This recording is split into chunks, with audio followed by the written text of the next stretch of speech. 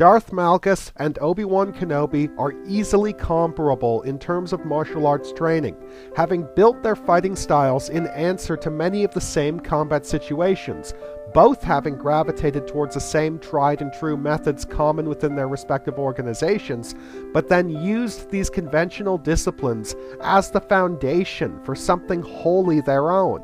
Purely as swordsmen, they are easily on par with one another, with viable counters to just about everything that the other is bringing to the table. Malgus's overwhelming and flexible offensive technique is cancelled out by Kenobi's highly versatile brick wall of a defense, and conversely, Kenobi's offensive use of Ataru and Shicho, among others, are basically useless against Malgus's experienced guard, though Kenobi's use of Ataru could press a minor speed advantage against Malgus. Were this a contest of pure lightsaber skill, we'd say that the result would be inconclusive. However, while both combatants have a proven vulnerability to physical attacks, this is a much bigger issue for Kenobi than it is for Malgus. The Jedi Master is simply less capable of tanking the damage in comparison to Malgus. While both are skilled in the use and application of physical combative techniques, this is really only an asset for Malgus, seeing as Kenobi's strikes might as well be mosquito bites to him. But what really makes this Malgus's game is Kenobi's tactics, which in any other situation would be quite well conceived and useful, but amount to a very bad move against someone like Malgus. Kenobi is all about defensive holding actions and wars of attrition, using his environment to maximize the effectiveness of his fighting style, while waiting for his opponent to give in to either fatigue or frustration, before coming back with a precisely executed counteroffensive. These are tactics that Malgus is perfectly optimized to combat. He is well equipped to dominate in a war of attrition. He has learned from experience to keep a handle on his emotions and maintain control, and his own tactics are based around assessing the opponent and adjusting his own approach to counter, something that Kenobi's defensive tactics give Malgus plenty of time to do. In a fight with Darth Malgus, you either take him down fast or not at all. By a slight but comfortable margin, Darth Malgus gets the edge in his dueling abilities.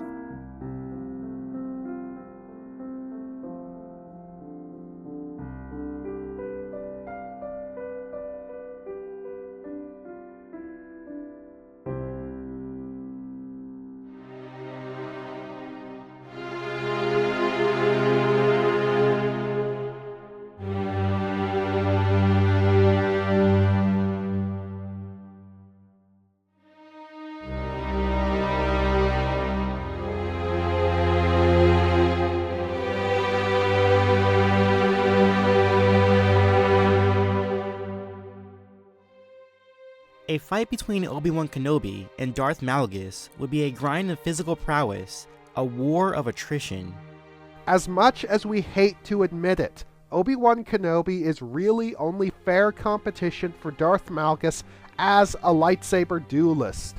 He can effectively fend off Malgus' assault, while Malgus can guard against Kenobi's counters, making a pure lightsaber duel between these two an impasse.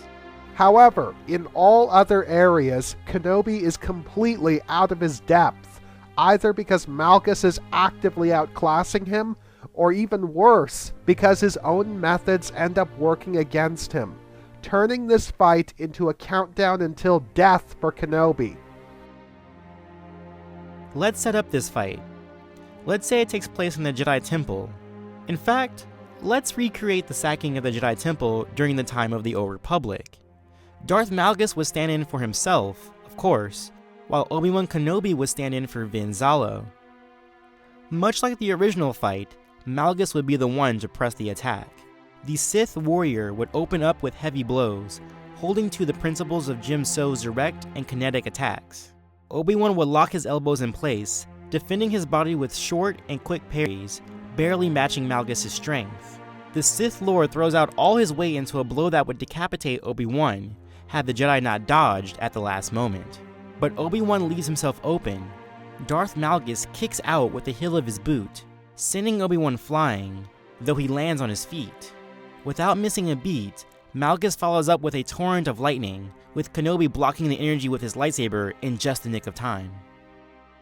Much like what we saw in the Mustafar duel, the initial assault of Kenobi's Sith adversary would catch him off guard and leave him struggling to keep up. But as before, he would regain his composure and the two would stand toe-to-toe. As far as pure lightsaber skill went, this would be a contest of equals. But just as Vader did on Mustafar, Malgus would quickly recognize and exploit Kenobi's vulnerability against physical strikes, though at this stage, Kenobi would be able to take it. Kenobi would also realize that a purely defensive approach would not be a viable response against Malgus, and would attempt to retaliate. Obi-Wan throws the lightning aside, attempting to press the attack himself.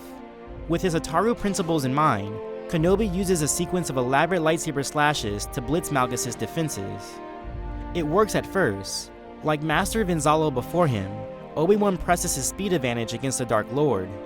Kenobi's rapid assault is too much for Malgus' use of Jim-So, who is forced to commit himself purely to defense and can't bring his counters to bear. Even so, Malgus' defense holds up, batting Obi-Wan away with tight, one-handed parries. Obi-Wan cannot penetrate Malgus' guard with his blade, but he is able to land a kick of his own.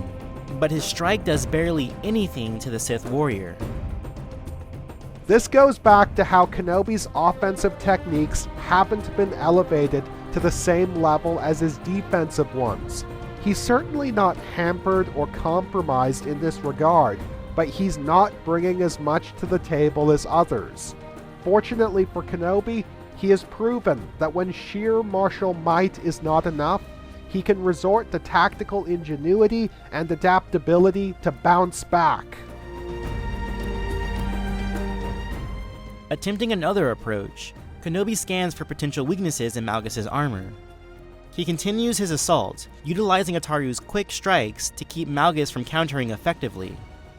Then, he sees it, picking up on Malgus' respirator. Without much else to go on, Obi-Wan starts adjusting his attacks to get at Malgus' mask. But before he can make a move from Malgus' apparent weakness, he is thrown backward by a powerful force push. Obi-Wan slows his momentum, but the impact still pains him. Again, without missing a beat, Malgus is right on top of him, unleashing his own offensive again.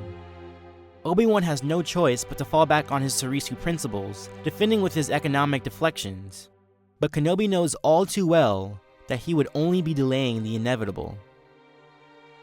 Kenobi has found himself in positions like this one before, and he has always been able to find a way out, whether by taking advantage of his environment to seize the tactical high ground, breaking his opponent's momentum with a cleverly integrated telekinetic or physical attack, or even more impressively, subtly adjusting his defensive technique, employing it as a form of counterattack, the best example being when he amputated General Grievous's hands on Utapau by parrying his wrists rather than his blades. With a slight adjustment to his parries, he would begin redirecting Malgus' strikes rather than meeting them head-on.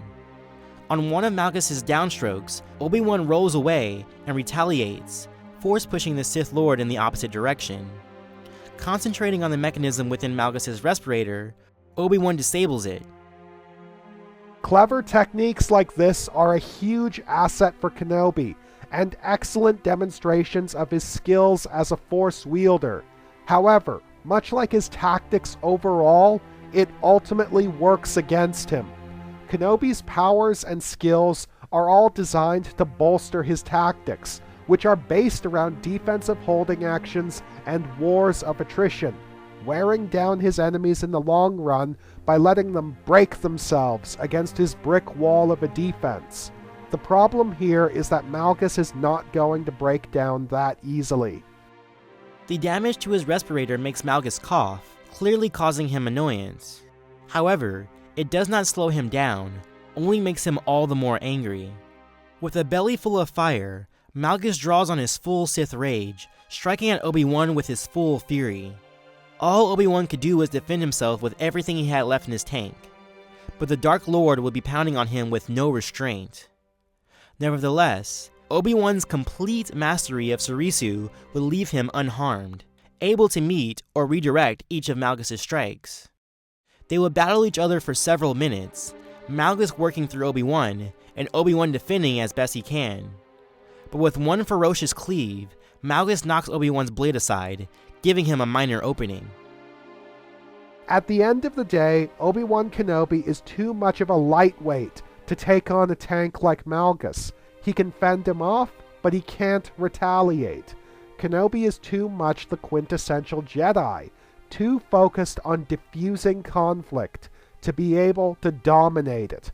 So it's only appropriate that Malgus, as the quintessential Jedi hunter, a master of conflict, is the one to bring him down. Clenching his fist, he grabs Obi-Wan's throat telekinetically. The Jedi Master clutches for his throat, his force barrier too weak to resist. With a wave of his hand, Darth Malgus throws Obi-Wan aside, flinging him bodily into a pillar which crumples and crashes. Obi-Wan's body is unmoving, unbreathing, dead. And thus, we declare Darth Malgus, the Dark Lord of the Sith, the victor.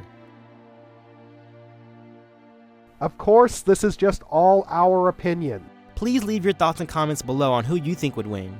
Do you think the negotiator could have outmaneuvered Malgus? Or do you agree that the Sith warrior is the ultimate victor? This is Jensaarai signing off. And this is Antoine saying peace, love, and may the Force be with you. Always. Even though Maul did have some skill in his use of combative force powers, his over-specialization in physical combat would hamper his efforts against Malgus' variety and power in the Force.